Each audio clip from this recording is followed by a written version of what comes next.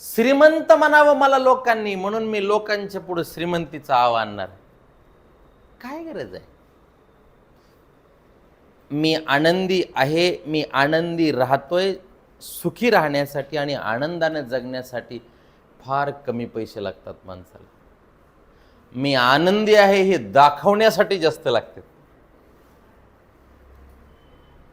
हां, पिकनिकला गेले की स्टेटस ठेवायचं. काय करायचं? काय मरते का नाही ठेवलं तर? काय सांगायचे लोकांना? ओय, अरे मी किती खुश आहे. अरे तू आंघोळ नाही 2 दिवस केली, ते बी टाक की. अरे दुःख, पण दुःखाचा शो आहे का?